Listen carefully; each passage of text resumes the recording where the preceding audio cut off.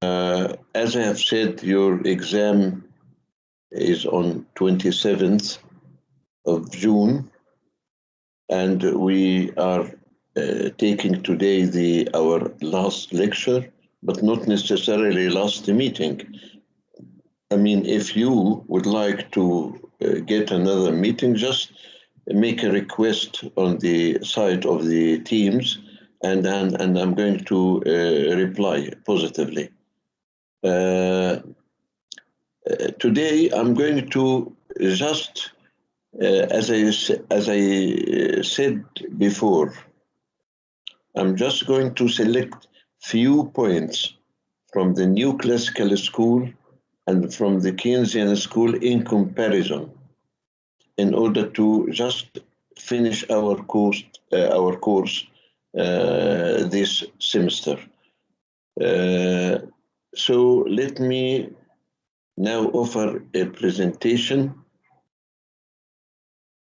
This presentation includes a few points. I'm going just to find it now.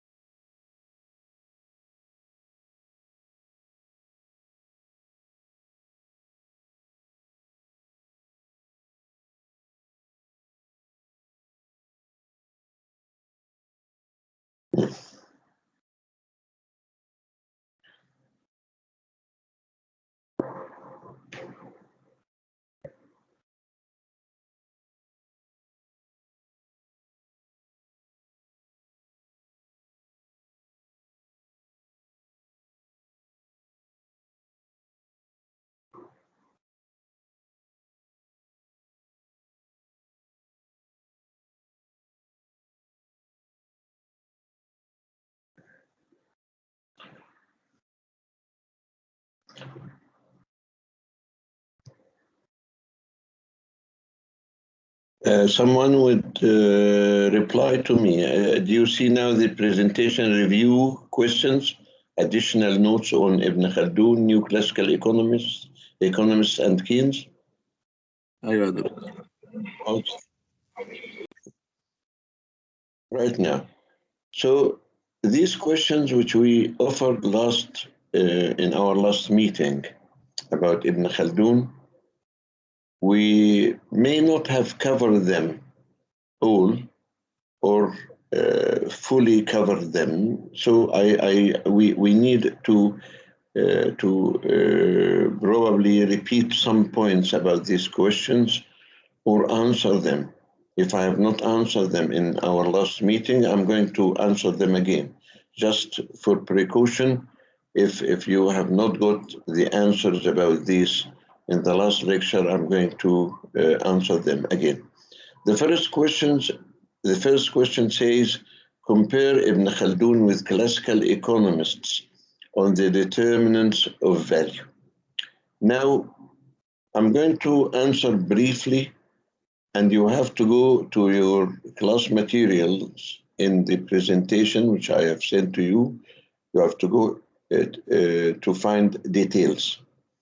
But Ibn Khaldun's analysis of value was based on labor, mainly based on labor.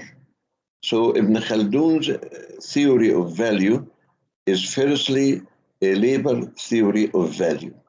But when we come to compare with the classical economists, we have to be aware of the meaning of labor. Labor in English indicates the effort of the workers in particular. By the workers, they mean to distinguish this class of human resource from other human efforts. But Ibn Khaldun, when he talks about labor in Arabic word, it's amal. Amal in Ibn Khaldun's analysis or in Arabic language does not mean only the productive effort of workers as it is in the classical analysis or in English language. العمل في اللغة العربية هنا كما استخدمه ابن خلدون includes the productive efforts of the craftsmen who are the manufacturers in his time. Okay, so العمل includes also the productive efforts of the craftsmen and the productive efforts of laborers. In fact, the word labor in English, as I said, is assigned in particular to laborers or workers. But Ibn Khaldun, I'm repeating again, Ibn Khaldun's use is associated with the Arabic language. It includes the work of the craftsmen or the labor of the craftsmen who are similar to the owners of capital. I mean, craftsmen in the time of Ibn Khaldun are the owners of the job, the owners of the workshop, while the capitalists in the time of the classical school are the owners also. So the word amal again in Arabic in Ibn Khaldun's analysis includes the human efforts of the craftsmen and other labor employed to finish the work. So we have just to take this into our consideration. When we express it in brief, we say that the word amal is not matching exactly the word labor in English language and in the classical analysis. But that was the first theory of Ibn Khaldun, which is based on the value of labor. But when the classical economists calculated the cost of labor, as Adam Smith did or Ricardo did, they in fact used the unit of labor,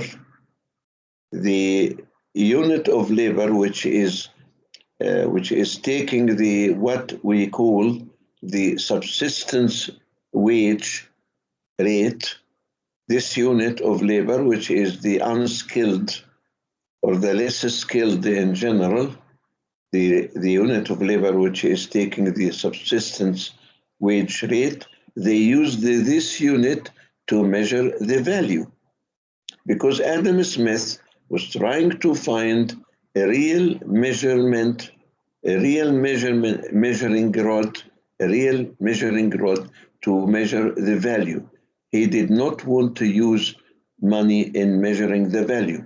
But Ibn Khaldun was using money.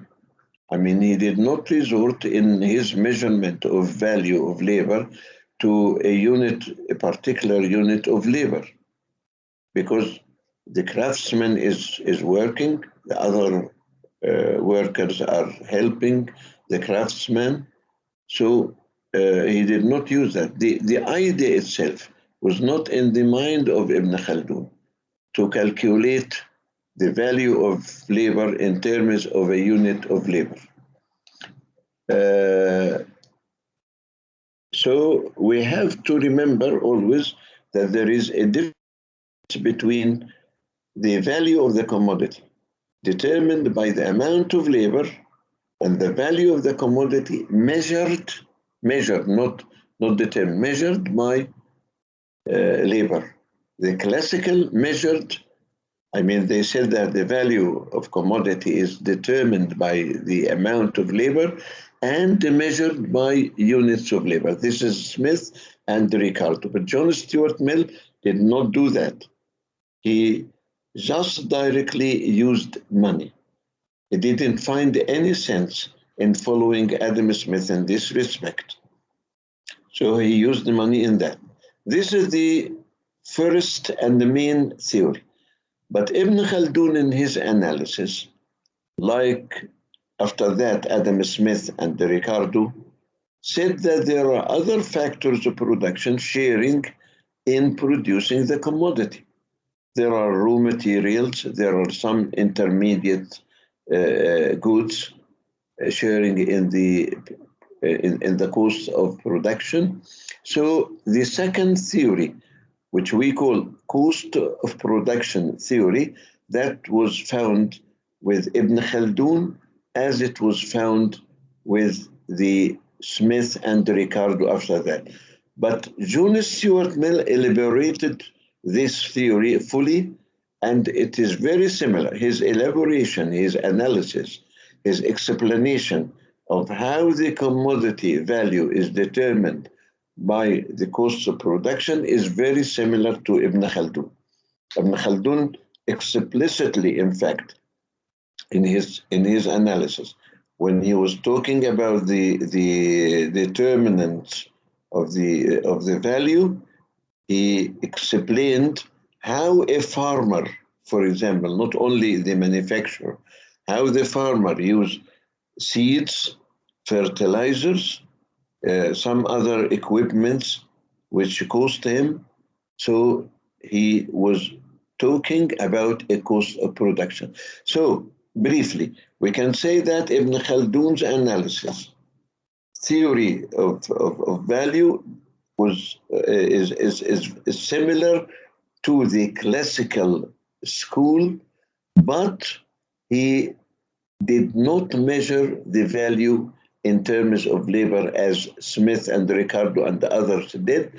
He was very similar in measuring the value with the John Stuart Mill approach. And about the second theory, which is cost of production, is not separate. Still, the labor is the main factor, but in the classical era, the capital became more and more determinant of the value of the commodity. The second question, write a note on the distinction, التميز of Ibn Khaldun analysis of market commodity prices. Now, when we come to comparison again between Ibn Khaldun and the classical economists, we find that the classical economists said that the price of the commodity is determined by the market, demand and supply. But they said there is a natural price and the market price. The natural price is that price which is related to the calculation of the value as they did. I mean, they have calculated the value of the commodity. This is the natural price. It will differ, of course, from one producer to another.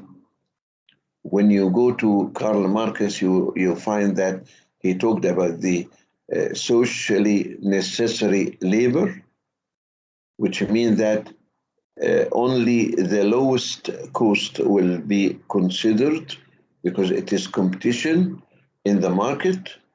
The producer of the lowest cost would sell his commodities before the others. This is the socially necessary labor, which is determined by productivity, by efficiency of every producer, because market. But this is not included now in this question. I'm just referring to it, just to remind you of this point. But the classical economists, back to the classical economy. The classical economists talked about the natural price, which is determined by the labor units, measured by the labor units, and the market price. And when the natural price, which is expressing value, is equal to the market price, they said that this is an equilibrium. This is the right price. But Ibn Khaldun did not say that. Ibn Khaldun was clear. When he talked about market price, that's market price. And the profit is achieved by difference between the cost of the commodity, cost of production of the commodity, and the market price. Simply like that, as we do in our analysis, in our modern economic analysis now. But how the distinction of Ibn Khaldun analysis? Here we have to go to the answers of these questions as I have sent to you before. You have to find it. If you have not looked at it, you have to look at it, because when we compare Ibn Khaldun with the new classical economists, now you have studied all what we are talking now about the new classical economists. You have studied that in the courses of first year or second year at most in the economic theory, either in micro analysis in the first year or in the second year. The new classical analysis of market price is very clear: demand and supply, and the demand, the market demand, is composed of the demand of a large number of individuals. The market demand in the new classical analysis, I'm reminding you of something which you have studied before, as I said, in the first or the second year. You just have to remember these basic points, not in details. You are not asked to derive the demand or anything like that, but you have to remember these basic points. The market demand in the new classical economics is derived from a large number of individuals' demand. And the demand for each individual is derived from his own utility. Utility is measured cardinally, I mean in numbers.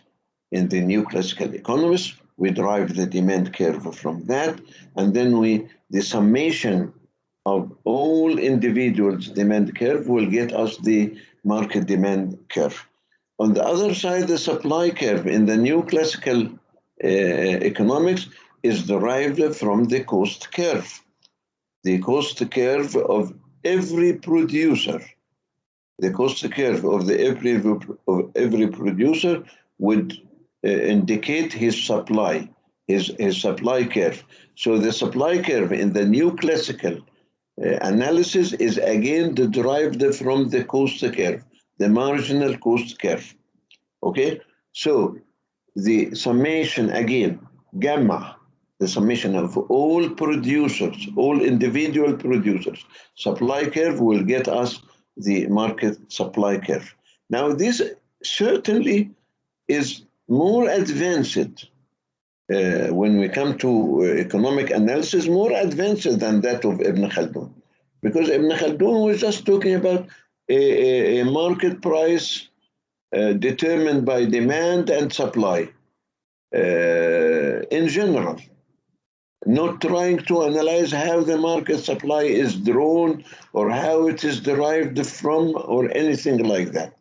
So surely the new classical analysis of market demand and supply is more advanced than that of Ibn Khaldun.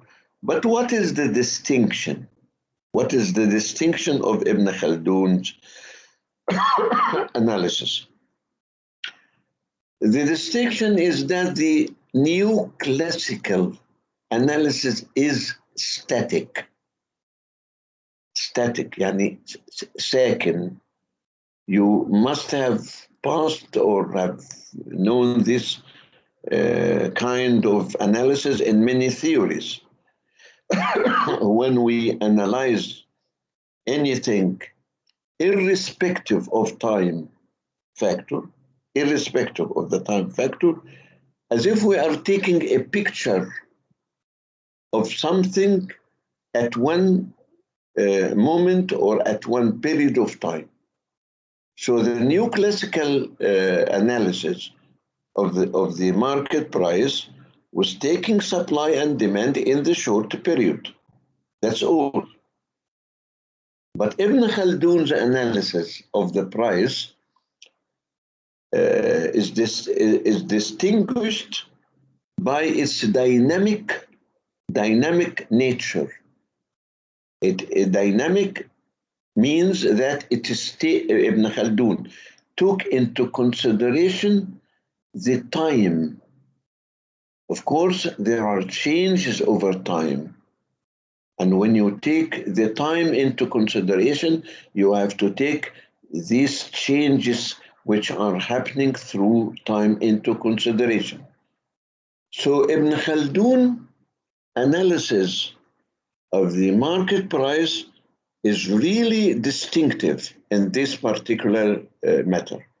He has not talked about the price determined by market demand and supply in one period and finished. No, his analysis was going through the stages of Umran, So in the first stage of Umran, he was talking about necessities and luxuries, and the prices of necessities and the prices of luxuries in the first stage of Umran.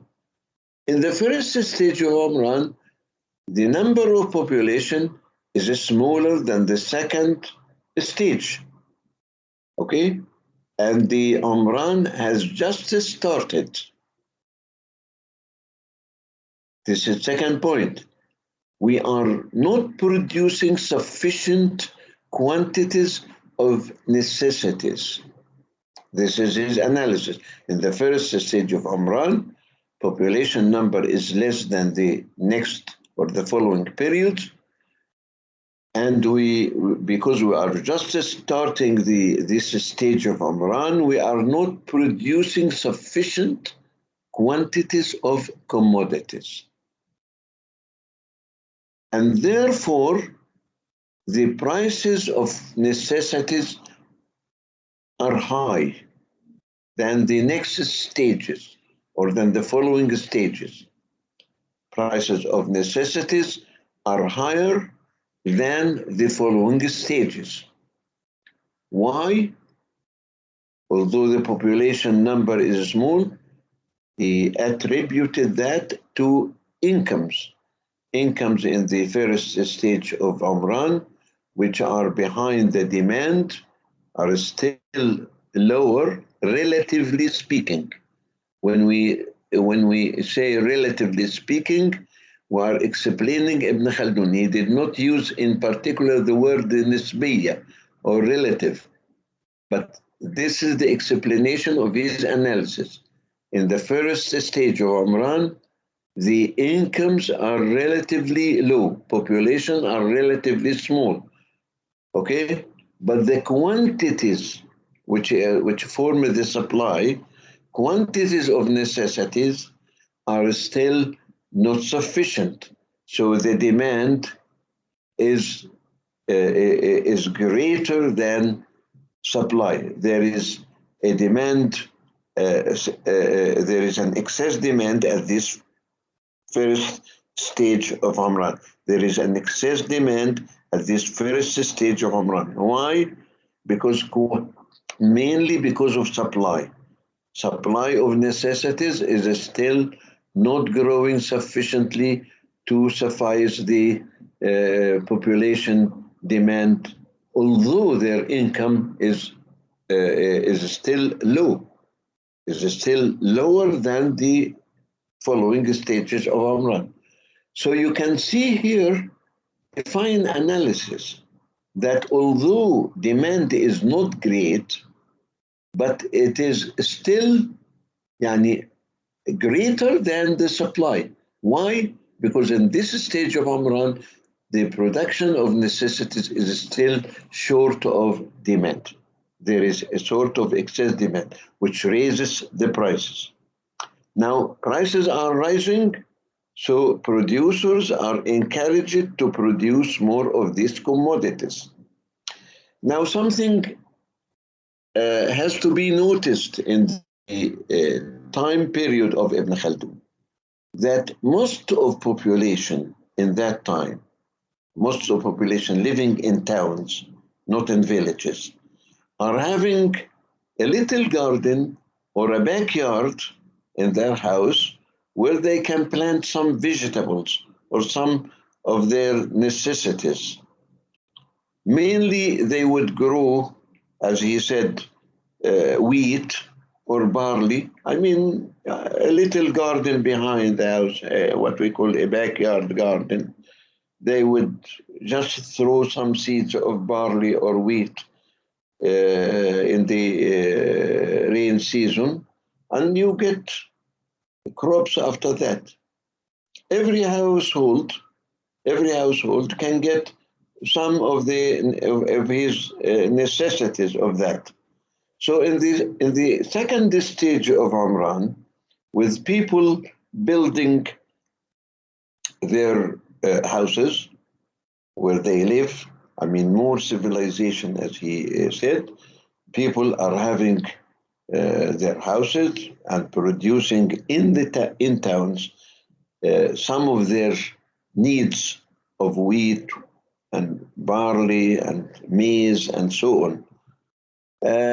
So the supply of necessities is growing in the second stage of Umran because farmers are encouraged by the market to produce more, but people are also producing some of their needs, which in fact the production of the farmers in villages and the production of people in towns in their own houses of some commodities like wheat or barley, sha'ir or maize al-dhurra, producing these would increase the supply of necessities.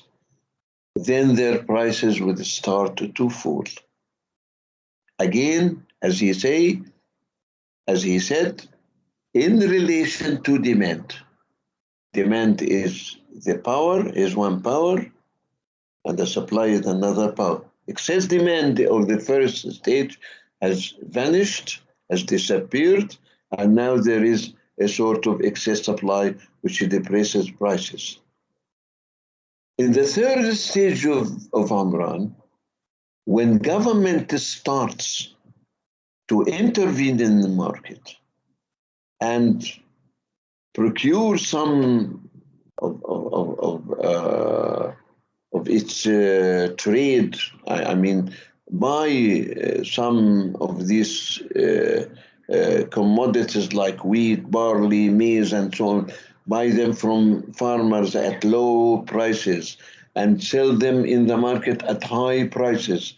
And producers started to abandon even their land and probably migrate outside the country in the very late period of the third stage of Umran. Now the supply of necessities start to be less and less, and their prices would be higher. So through the three stages of Umran, necessities prices are in the first stage are low, in the first stage are high because demand is greater than the supply. The second stage, supply is growing faster than demand, so their prices are lower than the first stage, and then prices are again getting higher and higher because of the government intervention in the markets, taking buying production of the farmers and selling it in the market at higher prices in order to gain profit. Although Ibn Khaldun was asserting all the time that prices that government has no right to intervene in the market and involve itself in trade. What about the prices of luxuries? Are you with me, fellows? Are you with me? Somebody answers. مع حضرتك يا دكتور. Okay, because the internet sometimes is disconnected. So please, if it is disconnected at any time, somebody calls me. You can call me through the telephone, any ordinary telephone. Now, what about the prices of luxuries? Prices of luxuries in the first stage of Umran is low. I mean, prices of necessities are higher than other stages, but prices of luxuries are lower. Why? Because of low income. So although their quantities supplied in the market are still low in that first stage, but still the demand is lower. So there is a sort of excess supply in this period of luxuries because of the demand side. In the second stage, people are getting higher income and demanding luxuries more. Quantities of luxuries is not growing as higher in the same rate as demand, so their prices are getting higher. So the luxuries in the first stage are getting low prices. In the second stage, higher prices. In the last stages, prices are higher for a while and then depressed because the income, the output itself is going down, is declining in the last period of the third stage. So this is how Ibn Khaldun discussed and analyzed changes in the prices through time. This dynamic analysis has not been repeated by any school of economics before the 20th century. Only in the 20th century, economists started to talk about how prices will change in accordance to boom conditions or depression or recession.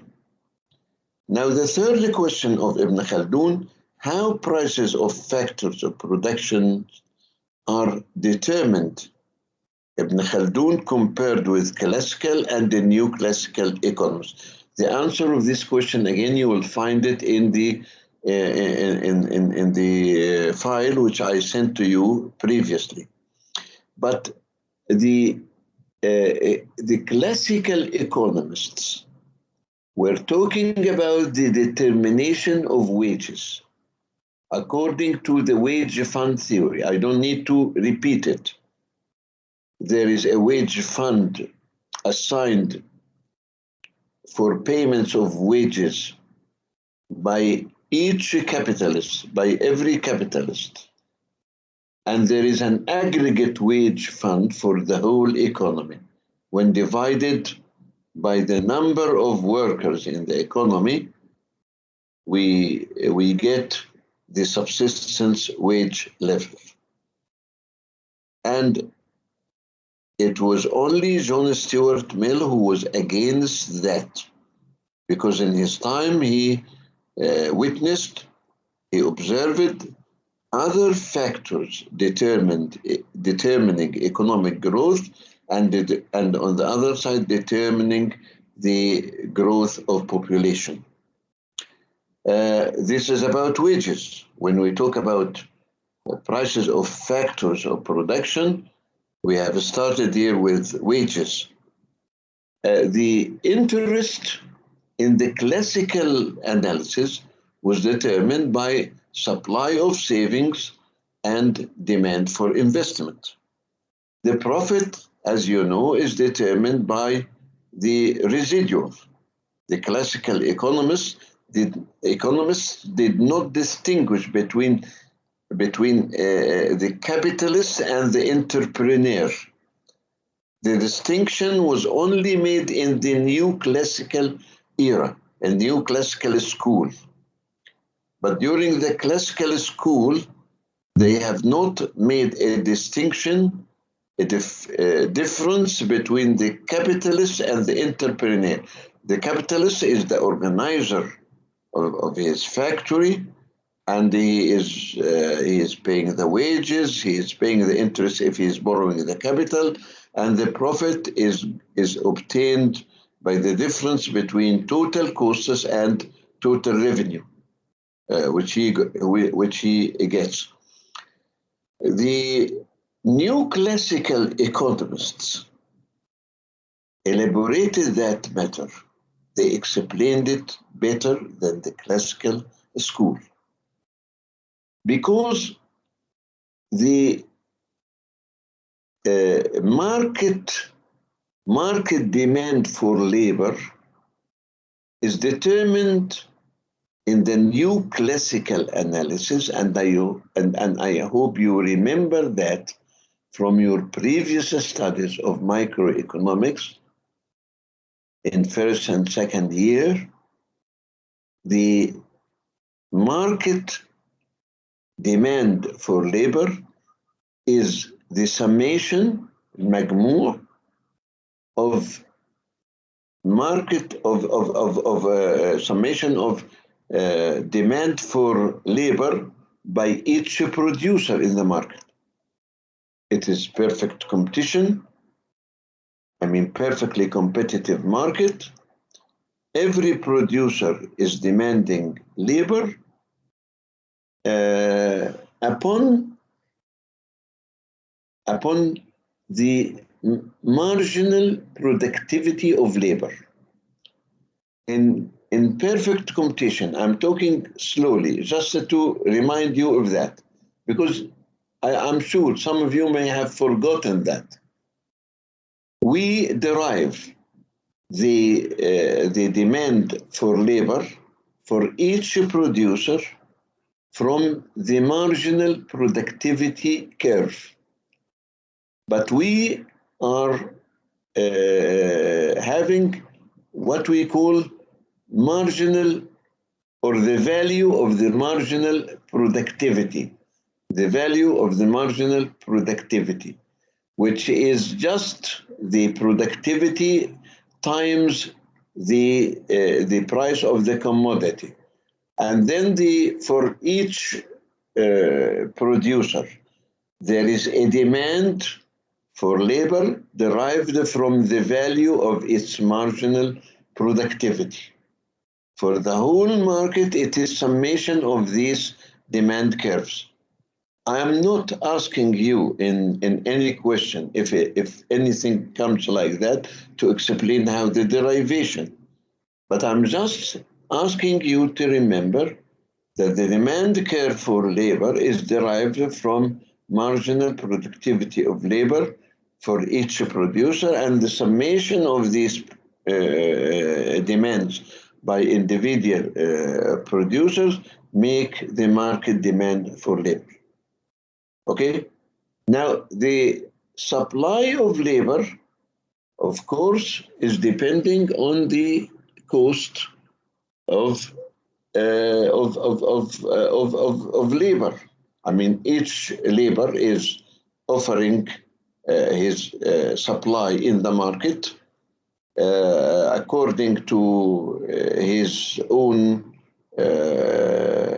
willingness to supply. I mean, nobody is forced, but the classical school assumed that everybody is supplying its effort instead of staying unemployed.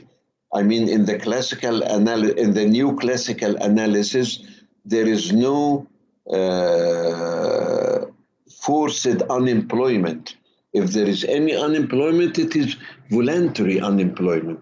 So each labor is offering a supply. The summation of supply curves, which is the supply curve, the market supply curve, is indicating that this quantity or this number of workers are offering at such wage rate as then whenever there is a higher wage rate, more workers will offer their supply. And then the wage rate in the market is determined by the demand curve and the supply curve. Demand curve is reflecting the marginal productivity or the productivity of labor when we talk about the economy as a whole, productivity of labor, and the supply curve is indicating the willingness of labor to offer their services at different wage rates. This is the new classical approach. When compared with the classical approach, of course, the new classical is much more advanced. The classical approach was challenged by John Stuart Mill, the last of the classical school, when he challenged the theory of wage fund. But he did not reach at all something like that of the new classical school. The new classical school is talking directly about the wage rate is determined by demand and supply. By demand, supply. Demand is derived from marginal productivity of labor for each producer, the summation of all that to get the market demand curve, and the supply curve, which indicates the willingness or the desires of workers to supply more with higher wage rates and less with lower wage rates. This is a new classical school. What about other factors of production? About the theory of interest. Interest in the classical school is determined by supply of savings and demand for investment. The new classical analysis is more advanced because although they talked about savings and investment also as determinant of the interest rate, but they added something which it made it later on what we know as the loanable fund theory. The loanable fund theory.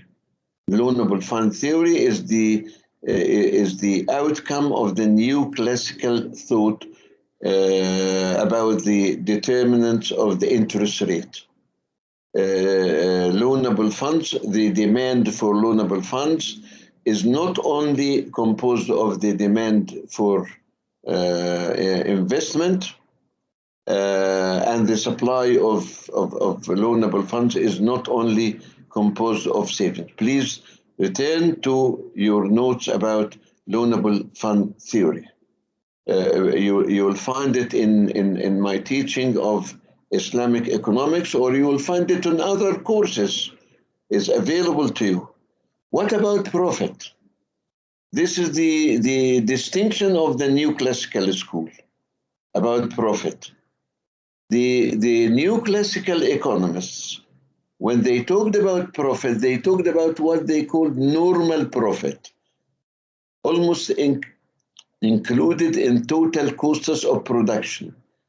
So the organizer of production, the capitalist would obtain a normal profit because this capitalist includes some reward for itself within the total cost of production. And because of that, when we reach equilibrium in perfect competition, we assume that normal profit is achieved. But later on in the new classical school, they distinguished clearly between the capitalist and the entrepreneur. Between the capitalist and the entrepreneur. It is the entrepreneur who obtains the profit. And the capitalist will take the interest for lending the service of its capital to the producer.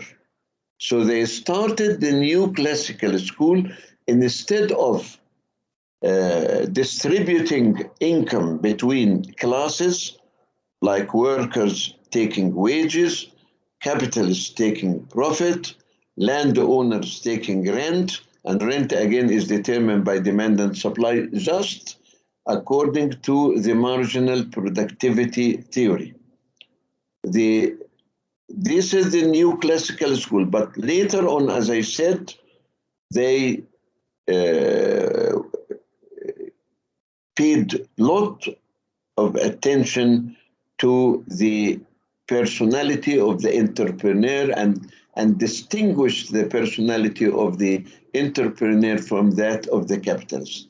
Capitalist is only lending money and taking interest, but the entrepreneur is the one who is responsible for organizing the production and taking the risk of paying wages, rent, interest, and then the residual will be the profit. What about Ibn Khaldun? Ibn Khaldun, of course, was more advanced than the classical economists because Ibn Khaldun, in fact, had never talked about subsistence wage level or anything like that. He was just talking directly about the wage is determined by market, just like any other factor. Just like land rent is determined by market demand and supply. Of course, he did not go into details like the new classical. No, the new classical, of course, were more advanced than him. But definitely, he was more advanced than the classical economists in talking about wage is determined by market demand and supply. Land rent is determined by market demand and supply. Of course, he did not talk about interest because interest is riba, is usury riba, and it is prohibited in Islam. And the craftsman or the farmer, when he takes money from others, he do that on basis of musharaka, partnership, and not on basis of borrowing and paying riba or interest. So that's all about Ibn Khaldun. Ibn Khaldun, just to emphasize the point that everything is determined by demand and supply, market demand and supply, he talked about schoolers, for example, schoolers, teachers, how their income is obtained, how their reward is determined, how their wage or salaries are determined by market demand and supply. And because of that, he said, when the society is more interested in teaching children, in removing illiteracy, when the society is more interested in teaching children, removing illiteracy, it has to pay more to teachers.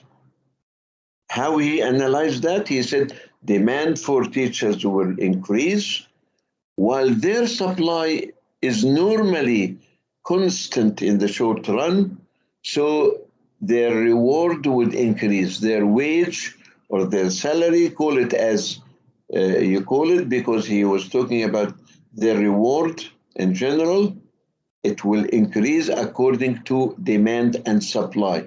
This is a clear example. Wages of this group of people, just like other groups, is determined by demand and supply. When the society is declining, I mean, civilization is declining, and the people are less interested in teaching their children or in removing illiteracy or in not doing any research, they will not demand the services of these scholars or researchers. Of course, in that time of Ibn Khaldun, Egypt was a great country, very much advanced than other countries in the East or in the West. And he was talking about that in proud tune. Once in his writing, he said, من لم يرى مصر لم يرى حضارة because of his time, that was very clear. And he said that because of that, people are, rulers, al-umara, are paying more for researchers, for teachers, for schoolers in general, in order to get the society more learned.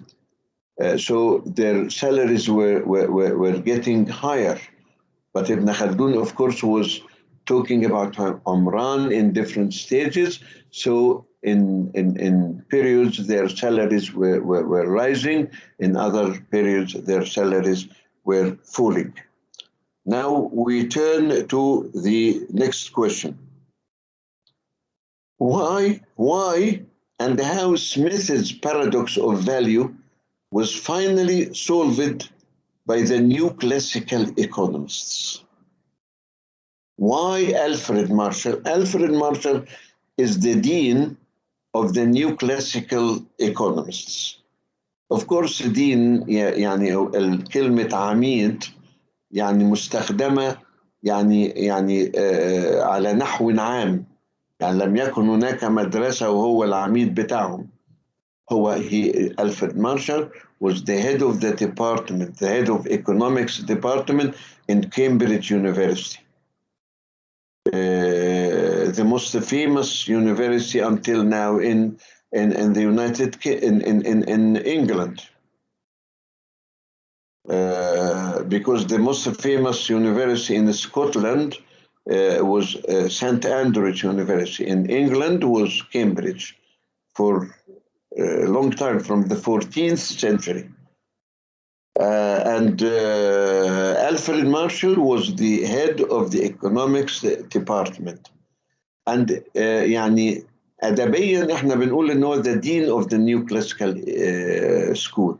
Although Leon Valeris اللي كان يعني challenging Marshall all the time and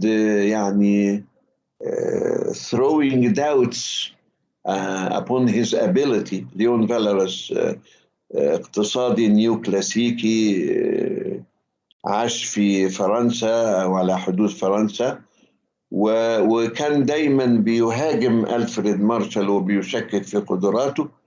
بغض النظر الآن عن هذا التقدمة لأن احنا ما درسناش النيو كلاسيكال سكول، إنما Alfred Marshall generally is considered the leading figure or the dean of the new classical school. Why Alfred Marshall was no more treating value and the price separately as the classical economists did? I think most of you know the answer of this question. Smith's paradox of value was his his inability to explain the difference between value in use and value in exchange. Value in use اللي هي بتعبر عن اليوتيليتي، القيمة الاستعمالية بنسميها باللغة العربية. Value in exchange القيمة التبادلية, which is expressing the price or the value as determined the price of the commodity in the market or the value as determined by units of labor. ليه احنا Smith يعني was puzzled, متحير, was puzzled because the value in use of some commodities is very high while their value in exchange is very low, like bread, like air, which we breathe every day. Air is given to us freely until now, alhamdulillah. But it is the most precious thing. I mean, you can't live more than probably 3 minutes without air. Then value in exchange is still free. Smith was puzzled about that. But that was solved by Ricardo, by referring to scarcity. Some commodities are very scarce than others. Some commodities means that their supply is greater than others, so that their price is lower. But here, the solution of Ricardo is dependent on the side of supply only. Scarcity, when we talk about supply, we talk about scarcity, we talk about supply. But Alfred Marshall was not any more puzzled about that or any new classical economists, because they were talking about market demand and market supply. And that the market demand is expressing the side of utility, while the market supply is expressing the side of costs. And as Alfred Marshall said, they are like scissor, زي المقص كده, demand and supply. Marshall was no more treating value and price separately because of that, because he drew demand curve and supply curve and analyzed how demand curve is derived from utility, from demand of large number of individuals, how supply is derived from costs, which were in the past were behind value, or what they called natural price, is not any more concerned about that. It's demand and supply analysis, as we have explained before. Now, this would explain, and you will find it, and I will upload this presentation after I finish it. I can read it with you. Marshall's contribution ended the puzzle or the paradox between value in use and value in exchange, which Adam Smith raised. It ended the interpretation of market price by recourse to costs of labor. أنا حطت Marx in between brackets, just because Marx also shared in that, or scarcity, like Ricardo, or by utility or satisfaction alone, according to consumers' estimation, as some early new classical economists claimed. In fact, early new classical economists were thinking that the value of the commodity is determined by utility. They ignored the cost side, or the labor cost, as the classical did or Marx did. They were thinking of utility. I would ask you to go back to the medieval period, to the scholastic doctors. Remember Albertus Magnus and Thomas Aquinas on this point. Albertus Magnus was thinking that the value is determined by the cost of labor, and he ignored the side of utility. He said that it is subjective matter, يعني شيء بيرجع لكل شخص. Yes, utility is subjective, but the new classical economists were able to turn this subjective factor into something objective by talking about utility reflected in the demand curve of each consumer, and then you sum up the demand curves of all consumers. This is the late new classical economists like Alfred Marshall and others. Okay, so the no more the market price was determined by the classical methods, or some of the new classical methods. Market demand is the sum of all consumers' demands expressing their utilities in combination. Market supply is function of market price expressing the cost side. The market equilibrium in any market will be determined by imposing the demand against supply, and the equilibrium will be that price at which the quantity demanded is equal with the quantity supplied. It is very important, however, to keep in mind that analysis of market equilibrium was done under the assumption of perfect competition. Very important to keep this in mind, because once we change this assumption, you find different analysis. You would not find the new classical analysis any more defendable. Now, another question. Explain the relation between the quantity of money and the price level in al-Maqrizi and the mercantilist thought, and how Alfred Marshall had well developed such an analysis.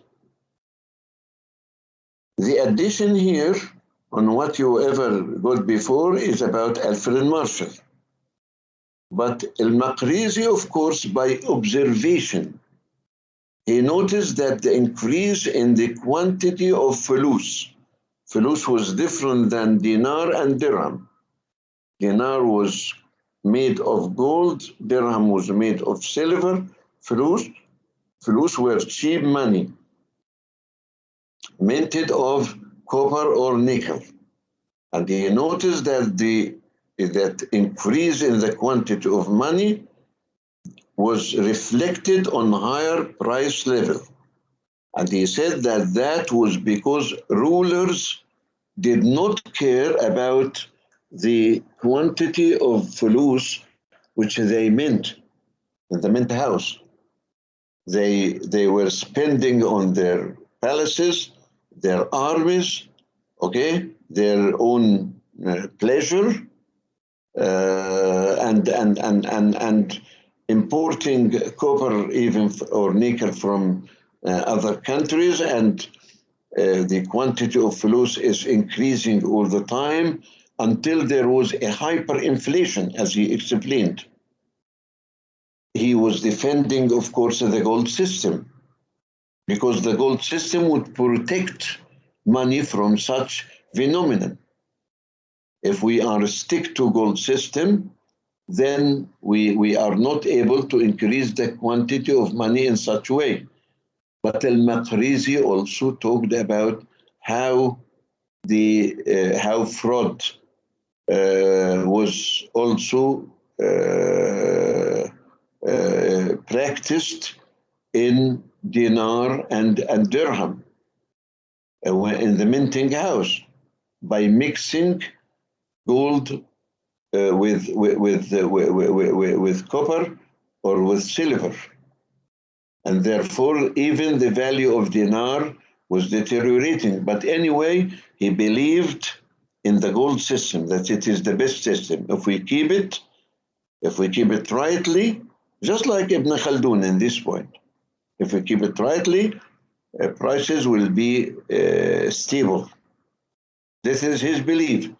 But the mercantilists, who also loved, and I'm using the word loved, they loved gold.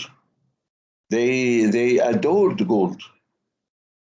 They wanted gold to increase continuously, accumulating gold through international trade. But not in the same sense of al-Maqrizi.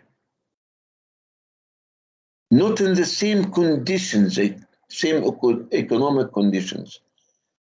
Mercantilists were seeking power, and the power of gold. And there were few countries in relation to the world. And therefore, they were trying to get gold from inside and outside.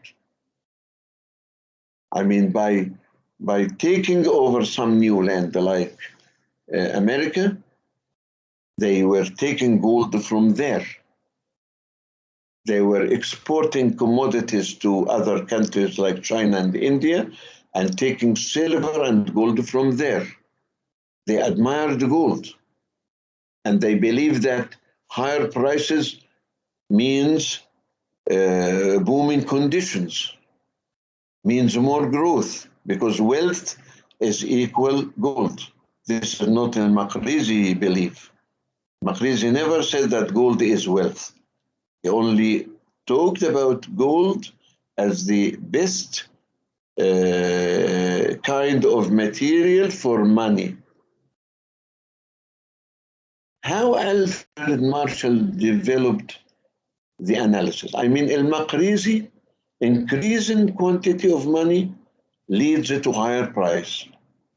Mercantilists believed that increase in the quantity of gold leads to higher price, but they appreciated that. Opposite to Al-Maqrizi. How Alfred Marshall developed the analysis? What analysis? The relation between quantity of money and the price level, which is in the first line of the question. Explain the relation between the quantity of money and the price level. Now, you have studied in your other courses the quantity theory of money. So, with respect to Al-Maqrizi, you go to your class material, so mercantilism. But about Marshall, resort to your previous knowledge of the quantity theory of money, whether you studied it in the second year or in the fourth year. But to sum up, the quantity theory of money as Marshall expressed is M times V equal P times O. M is quantity of money, V is velocity of circulation, velocity of circulation here to Marshall, income velocity of circulation. يعني velocity of circulation of money, of course, but within the transactions of income or output. Well, because of that, we called it income velocity of circulation, but it is circulation of money. Money, quantity of money times velocity of circulation equal the price level times real output, which is O. And then he wrote this equation as M, as you see in the presentation, M equal 1 divided by V times Y, where Y is the O times P, yani the value of output in terms of money. When we multiply output by price, this would give us the money value of output, which is Y. And 1 divided by V, he called it K, small k, which we call it Marshallian K. Then the equation, the Marshallian equation, can be written M equal small k times Y. كمية النقود بتساوي نسبة معينة اللي هي عكس سرعة دوران النقود مضروبة في Y. Now back to the essential equation, which is the first one. Money times V equal P times O. The quantity of money times its velocity of circulation equal the price level times output.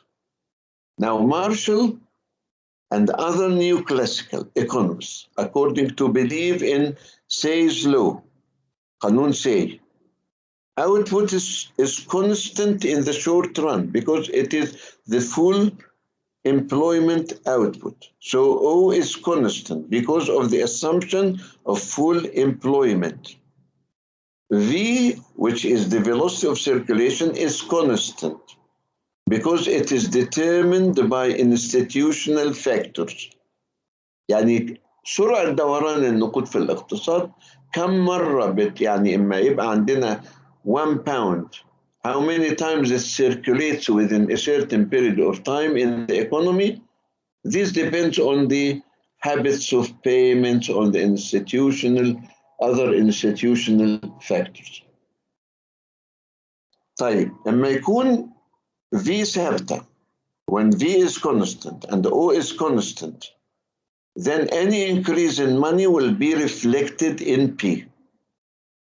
Any increase in quantity of money will be reflected in P. This is the quantity theory of money as Marshall explained. The next question is related, in fact, to this question. What kind of criticism Keynes directed to Marshall quantity of theory of money? Explain how economic changes in the late 1920s and 1930s supported the Keynesian analysis. Again, this you must have taken in one of your courses. The Keynesian theory, of course, just referring to the previous slide, we said that any increase in quantity of money would be reflected in the price level because the output is constant and velocity of circulation is constant. Now, Keynes challenges these arguments. Within the period of the 1920s and 1930s, unemployment was rising. It reached maximum rate during the Great Depression of 1929-1930, 1933, unemployment rate reached maximum, and certainly output was not at full employment level. So the assumption of full employment output in the short run was refused by Keynes. Thus, an increase in M is not reflected on P. Keynes also talked about liquidity preference.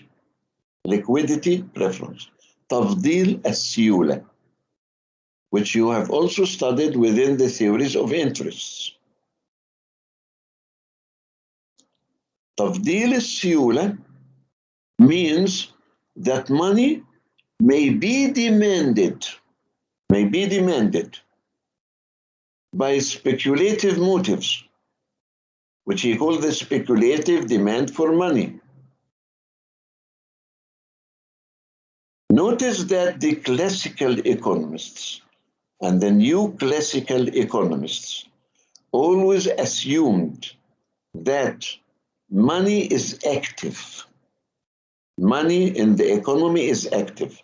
Money will not be hoarded because this is against rational behavior.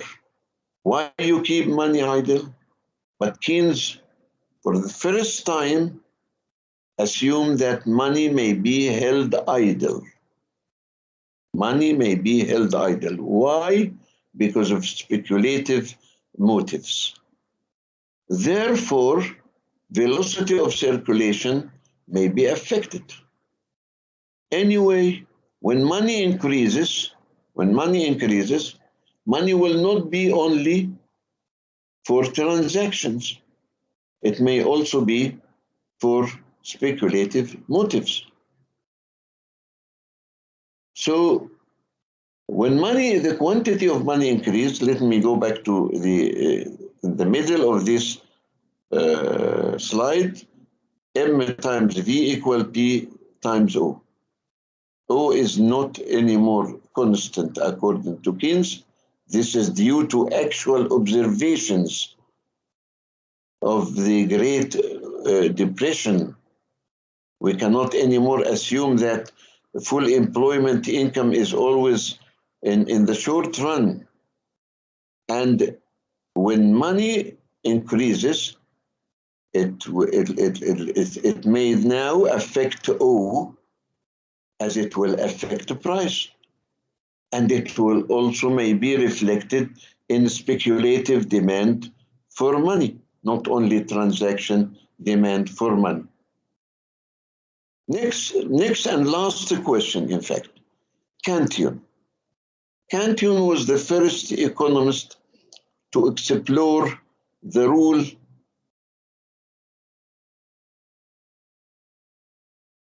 of the entrepreneur. I'm going to correct that later on. To explore the role of the entrepreneur and treat it and treat this role in the economy.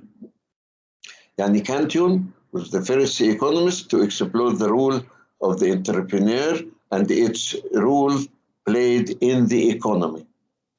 Admitting this role by the new classicists played a role in weakening the Marxian argument.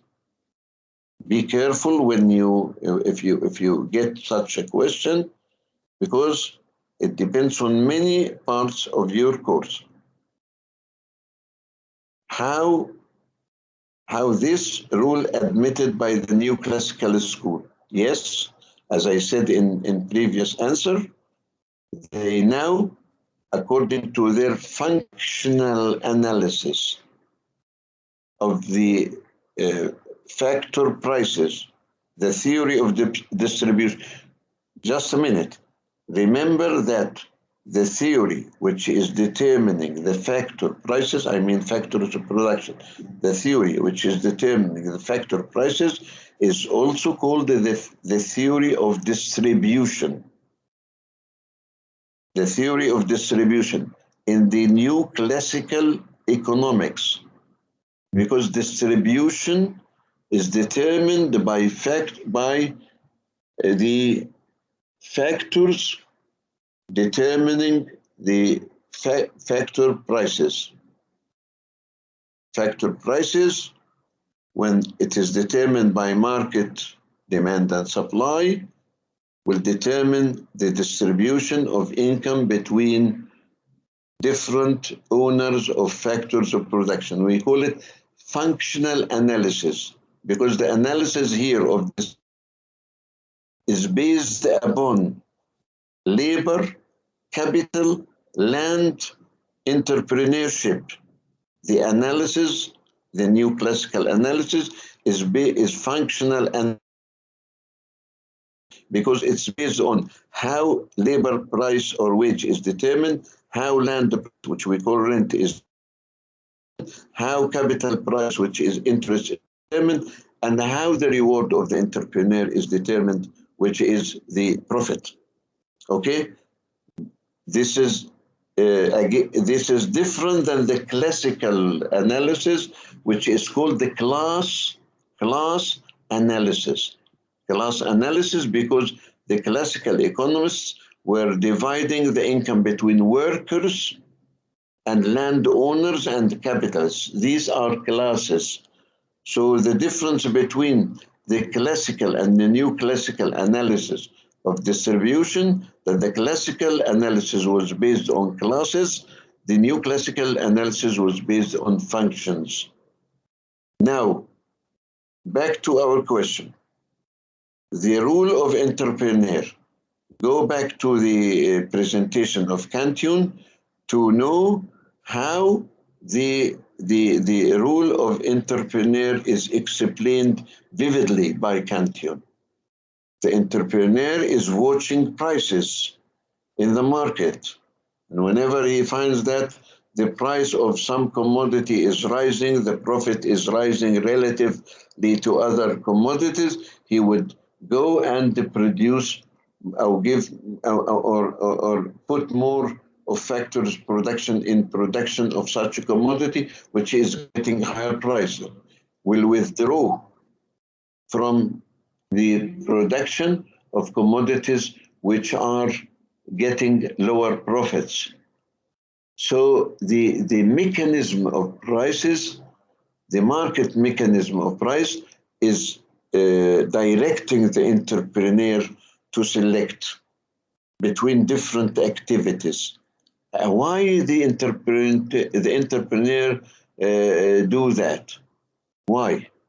Because the entrepreneur gets a profit, is bearing the risk, and therefore he is getting a profit. So he is responsible, he's taking the risk, and he is at the same time is achieving profit. In the 20th century, and look at that if you are interested more in the point, look at that at the internet. See how Schumpeter, Joseph Schumpeter, how Joseph Schumpeter explained the rule of the entrepreneur. Joseph Schumpeter belongs to the new classical school, but he lived in the 20th century. He was Minister of Economy in Austria before the Second World War, and then after the Second World War, or during, he immigrated to the United States of America, and there he worked as a professor.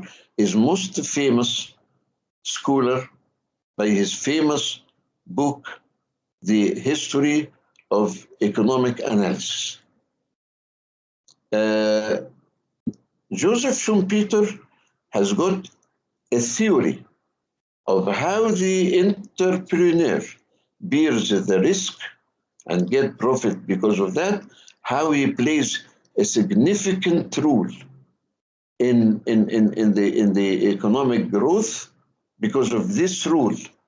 And of course, this weakened the Marxian argument, because the market in Marxian theory, in the Marxist theory, the capitalists is doing everything, and he is stealing the effort of his labor.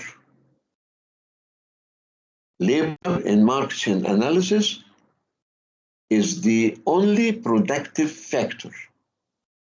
It is the producer of the surplus value.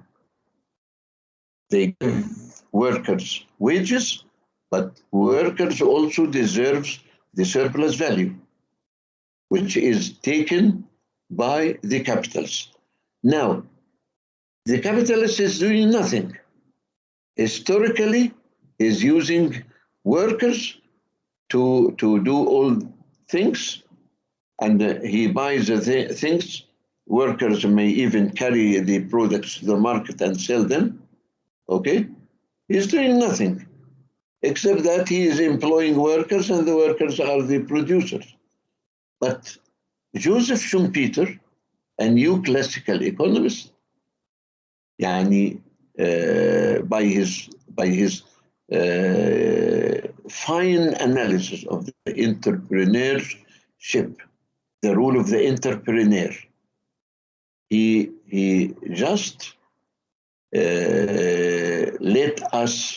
let all the world by his time understand that the entrepreneur plays a very important role, and he deserves profit for that. Why? Because he is bearing the risk. He is paying the workers, he is paying interest to the capital, he is paying rent of land, and he is not guaranteeing, there is no guarantee at all that he would make revenue above what he paid. He is committed to payment of workers. Once he employs them, he is committed to pay the rent, he is committed to pay the interest rate by borrowing capital, but no guarantee that he would get a revenue from the output exceeds the payments of other factors of production. This is his risk. And he is doing an effort, a productive effort, in finding new sources of raw materials, new markets. He is taking the risk in producing a new commodity. Okay? These are risks, and he is doing that. He is an important factor in the economic growth, because all the time he is trying to innovate, and you have to understand the linguistic difference between invention and innovate. Invention اللي هو الاختراع, when I get an idea, but not necessarily using this idea in the market, in economic sense.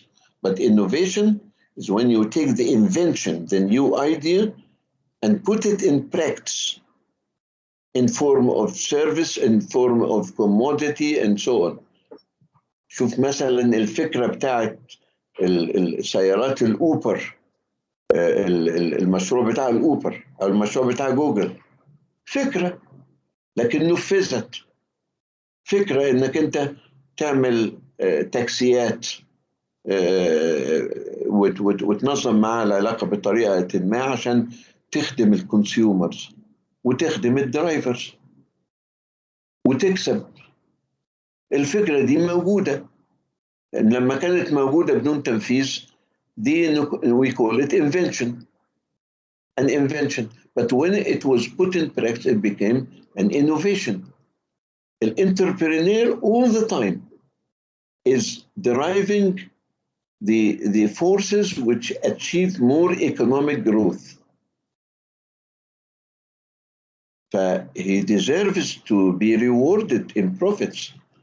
This analysis certainly shaked the Marxian analysis. This is the end, and I will send you a little note on that last question when I upload this presentation. Now, let me now listen if you have got more questions. If you get any questions, please, about this lecture or about other lectures.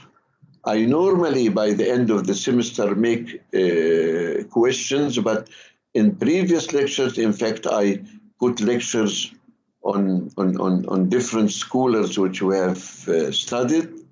I gave you questions on the classical economists and on Marxian theory and John Stuart Mill separately at one time. I gave many questions. There is no need to repeat questions in order not to confuse you anyway.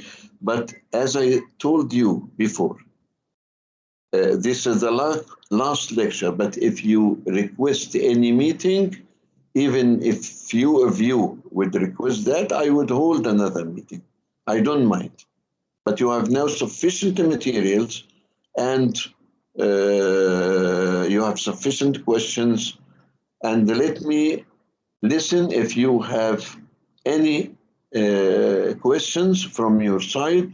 And if you don't have any questions, I would give some hints about the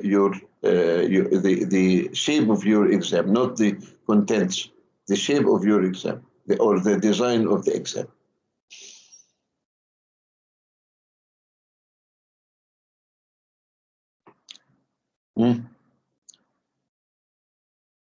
اللي بيسألوا nobody wants to ask.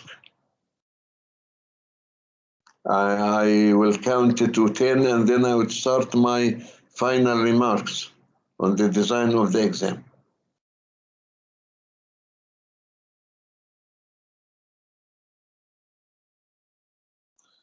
Okay. On the design of the exam, you will get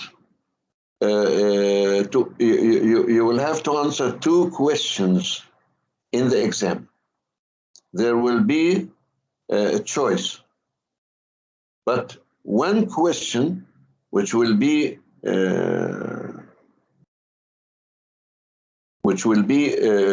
sorry, you will have to answer 2 questions. I'm not sure until now if I get a choice or not. Choice may be obtained within one of these questions, but one question will be subject to electronic correction. One question will be true and false. One question will be true and false without giving any reason. You have to answer it separately. The other question, which may have choice in between the question or may not, will be in terms of true or false, but with explanation. I'm repeating again. Put in your mind that you have to answer 2 questions. one question, true and false, without explanation, which will be electronically corrected, and the other question will be true and false, but you have to give brief explanation. The second question will be composed, of course, of many points. There may be choice in between. This is what I mean by choice in between. But just to save your time, try from now to understand every topic and brief it. Brief it in your mind first and by writing secondly. I mean, I don't need long answers. If you try to put long answers, you will not find time. The time of the exam is limited to 2 hours. And the course is a long one. Just understand the concept or the idea or the difference between two writers briefly, express yourself rightly. I mean, don't use vague words or vague meanings. If you fail to express yourself in English, and I know that some, probably very few students, but they are there. Very few students, their language is still not good at all, although they have reached the 4th class. I'm sorry to say that, but sometimes I cannot even read, not because of the handwriting, because of the expressions. Expressions may lead to different understanding. Don't think that when anything is said, it is understood. No. Language is language. You have to express yourself rightly. If you fail, if somebody, I'm not doing, I know that some of you are excellent in English also. And some are very good. Some are good. I mean, there are different levels, which I see. Excellent, very good, good in English. It affects your grades. Not because of language, because language is not helping you to express yourself rightly. So either you prepare yourself from now by briefing some of the parts in order to express yourself rightly, or if you fail to express yourself and in the time of the exam you are puzzled about something or you're in panic, you are getting a panic because the time is almost going to finish and your language is not helping you, put it in Arabic. I would allow 1 line, 2 lines in Arabic to understand what you, at least I know that you have understood it. But to express yourself wrongly and not say anything useful, this is bad. So I'm not allowed to answer in Arabic, but I say if you are unable to express yourself in good English, which understood by other people, put it 1 word, 2 words, 1 line in Arabic in between. I don't mind to that. It's better than I get the impression that you don't know anything. Now, the question of true and false, I'm going also to photocopy, to make a copy of the midterm exam, which was true and false.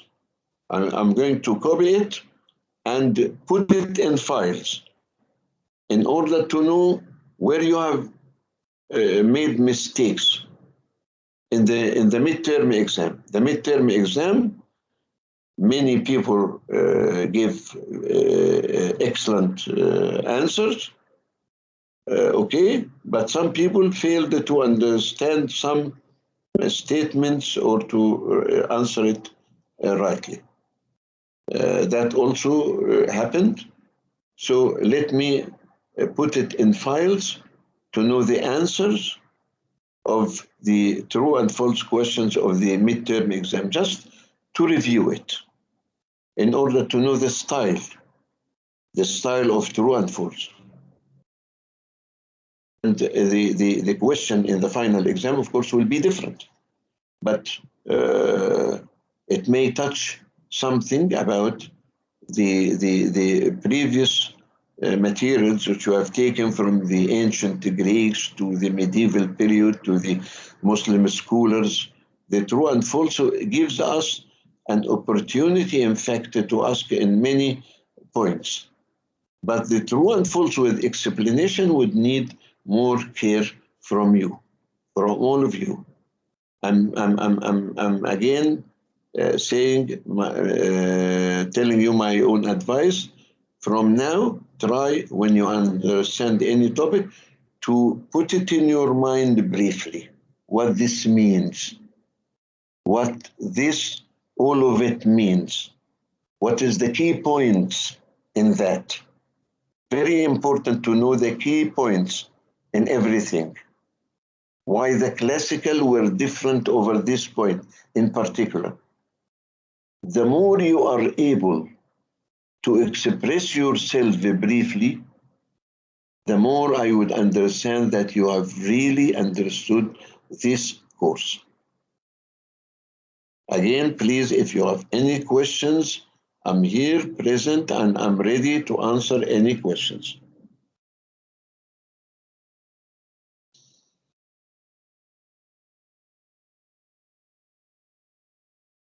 It seems that nobody wants to ask anything.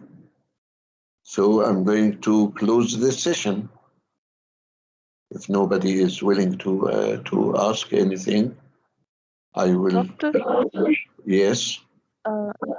sorry يا دكتور، هو في SMAS كان في two factors بيأفكت الwages، labor demand constant agriculture line. هما نفس الفكرة بتاعة economic growth في ريكاردو. تاني يا شادة قولي الكويشن، لأن الجزء الأولاني يعني ما خدش بالي يعني، أو أنت سألتيه بطريقة مفاجئة كده. اوكي سوري. طيب هو في SMAS كان في two factors to affect wage rate، labor demand constant agriculture land. هما نفس يعني same idea. أنا برضك مش يعني، أنت بتتكلمي في أي نظرية أو أي مدرسة يا شادة؟ في الكلاسيكال سكول. ما بين SMAS وريكاردو. ما بين سميث وريكاردو. معلش اصل الصوت بيقطع، فانا يعني عشان كده بسالك تاني، الصوت جاي من عندك بيقطع شويه. الكلاسيكال سكول ما بين سميث وريكاردو. ايوه بالظبط. سميث كان شايف ان في two factors to affect the wage rate، labor demand constant agriculture land. تقريبا نفس فكرة ريكاردو في الجروث موديل، ولا انا غلطانة؟ يعني انا شايفة ان الاتنين واحد. يعني انت بتتكلمي على حاجتين مختلفتين يا شادة دلوقتي. بتتكلمي على الويج ديماند، ها، على الويج، على الديماند فور ليبر، الديماند فور ليبر. طيب سميث وريكاردو اتكلموا على الديماند فور ليبر ازاي؟ لا معلش ايوه شادة. انا قصدي ان سماث كان شايف ان حاجه من اللي بتاثر على الويج ريت كانت الكونستنت بلان، ازاي هي بتاثر على الويج ريت، وازاي بتخلي فيه different distribution يعني في الاوتبوت، وده بيأثر على الكابيتالست شير واللاندلورد شير. نفس الفكره اتكلم عنها ريكاردو، بس في بوينت تانية في الايكونوميك جروث موديل. لا بصي، هو بالنسبه لهذه النقطه سميث وريكاردو واخرين من الكلاسيكال ايكونومست انتم ما درستوهمش، كانوا بيعتقدوا انه الزراعه الاجريكلتشرال سيكتور is playing a deterring rule، يعني او retarding rule في الايكونومي. ليه؟ لان ما عندهمش ادفانس في التكنولوجي. اوكي، فكانوا بيعتقدوا ان اللاند لوردز في الحقيقه is a retarding force، يعني قوه بتاخر الايكونومي. كويس. فهو من ضمن الحاجات اللي بتاثر في الويجز إن ممكن جدا إنه الأسعار السلع الغذائية لما ترتفع بسبب ال يحدث في الزراعة، يعني زيادة التكاليف في الزراعة. طبعا كل ده راجع إلى إنه الأرض constant area of land و constant technology اللي هم ريكاردو admitted them clearly. يعني سميث ما اتكلمش عن دول بوضوح، إنما اتكلم عموما سميث يعني in general he was talking about agricultural sector and it may be the cause of raising wages because the performance of landlords is not satisfactory for him. فيعني in terms of increasing costs and then we have to increase the wage rate. The wage rate اللي هو subsistence wage level خدي بالك انه دايما constant، لكن اللي بيزيد هو المونetary subsistence wage rate. المونetary يعني in money terms, but in real terms subsistence wage level is constant. فهو بسبب تصرفات او بسبب ما يحدث في الاجريكلتشرال سيكتور بتزيد التكلفه، فاحنا بنزود الاجور. سميث يعني اتكلم عليها بصفه عامه بدون تدقيق، انما ريكاردو اتكلم عليها بصفه اكثر وضوحا في التحليل بتاعه والموديل بتاعه، انه في diminishing returns.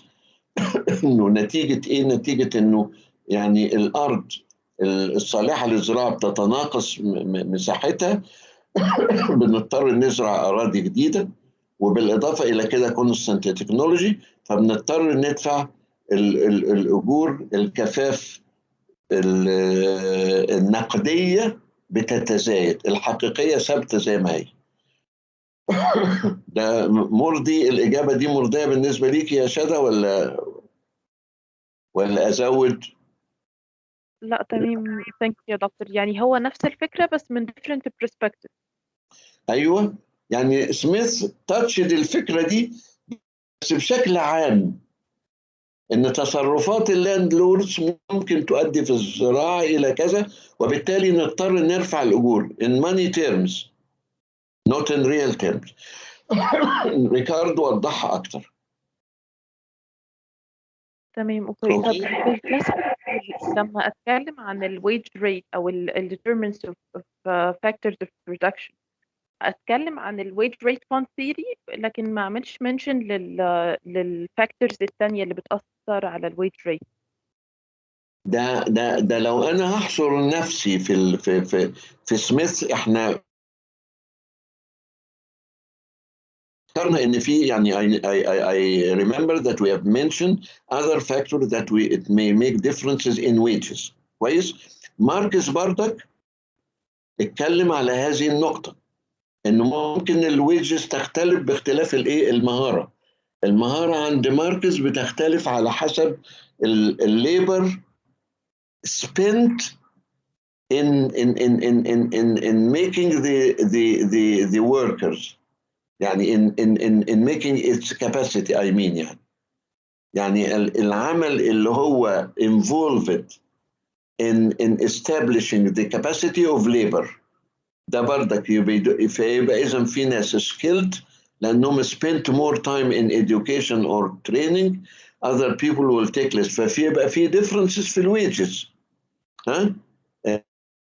سميث لما اتكلم على هذه النقطة عدة نقاط مهمة، النقاط هي مهمة لكن هو لم يذكر تفصيلها، إنما هو اتكلم مثلا على إنه مثلا اللي بيقبل عمل في ظروف كذا بيديله أجر أعلى، اللي بيقبل العمل في ظروف كذا بيقبل أجر أقل، لما بيبقى فيه ايكونوميك جروث بيبقى فيه، يعني هو فتح البوسيبيليتيز كلها. ده في الحقيقة الجينيوس أو آدم سميث، إن هو فتح نقاط كتيرة، والنقاط دي كتيرة دي explored by economists after him. إنما لما نيجي نتكلم على الكلاسيكال ثيوري it is wage fund theory. تمام، شكرا يا دكتور. العفو. أسئلة أخرى؟ دكتور، هو ميل كان شايف ان إن ال output in the short run بيبقى فيه diminishing returns بس in the long run بيبقى increasing صح؟ مين هو يا نور؟ ميل مين اللي كان شايف؟ ميل ميل. أنا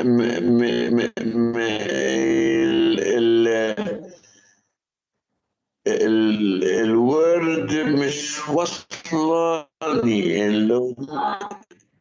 مين هو ميل؟ جون ستيوارت ميل. أيوة يا دكتور. النت سيء جدا. نور اسألي تاني، مين الايكونومست اللي ما انا مش سامع مين الايكونومست. جون ستيوارت ميل يا دكتور. جون ستيوارت ميل. طيب السؤال بقى هو ايه؟ إن هو كان شايف in the short run ال output بيبقى increasing with a decreasing rate وبعدين بيوصل لنقطة و decline، لكن the long run هيبقى increasing صح كده؟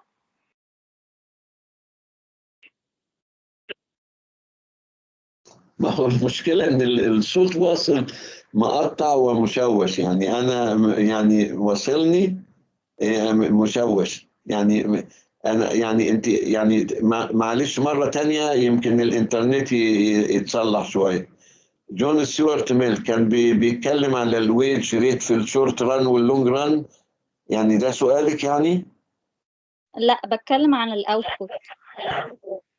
الأوتبوت.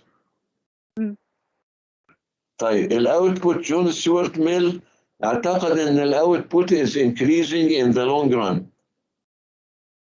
يعني الايكونوميك جروث عن جون ستيوارت ميل، وروحي بقى للسلايدز اللي هي انا في سلايد عملت فيها الجروث موديل اوف جون ستيوارت ميل.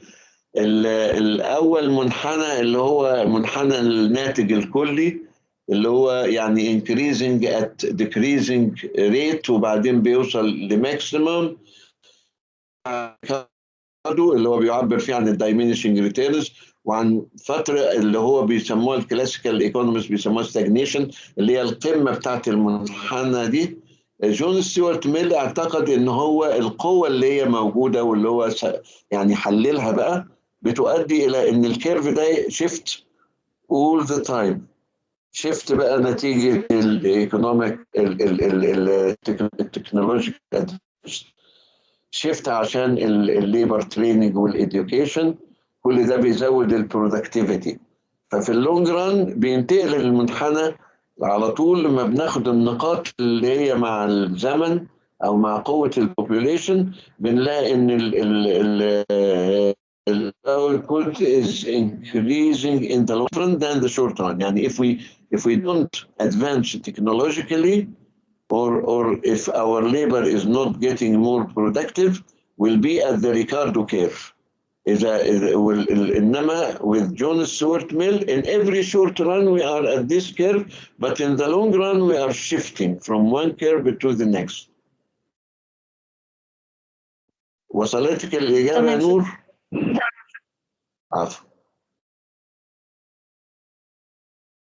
دكتور سوري، هو في حاجات يعني قبل الميد ترم زي الانشنت جريك فلاسفرز والميديفال بيريد احنا كنا واخدينها يعني ان شويه ديتيل.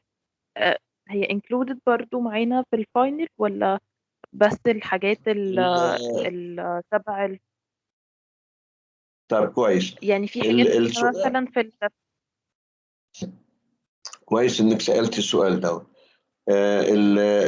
انا قلت ان في سؤال هيجي سيبريت هتجاوبوه عشان يتصحح الكتروني كويس، اللي هو ترو اند فولس بس. ده هيكون في الجزء اللي هو قبل الميد تيرم وبعض الاشياء من بعد الميد تيرم. اللي قبل والبعد الميد تيرم ممكن يجي في السؤال الاولاني ده. اللي قبل واللي بعد الميد تيرم يجي في السؤال الاولاني ده. اما السؤال الثاني هيجي فيه اللي هو ترو اند فولس بس هنشرح باختصار. هيجي منه اساسا من اللي هو بعد ميد ترم وبالمقارنه بما هو قبل الترم في قبل الميد ترم في بعض الاشياء بالمقارنه فقط. يعني مش هيجي الترو اند فولس اللي هو need explanation مش هيبقى فيه أسئلة in details مثلا about the scholastic doctors أو about the Greek أو about مثلا comparison between Aristotle and some of the scholastic doctors. مش هيجي في حاجة زي كده. المقارنات اللي هتيجي في السؤال اللي هو عاوز كتابة هتبقى ما بين في الحاجات كلها اللي احنا خدناها بعد الميد تيرم، وإذا كان في مقارنات مع اللي قبل الميد تيرم مقارنات، إنما مش هيجي سؤال سبيشال في اللي قبل الميد تيرم محتاج كتابة. مفهوم؟ تمام. أسئلة تانية؟ أنا شايف المجموعة اللي حاضرة مش كتيرة يعني. أحمد عبد الرسول، عندك أسئلة؟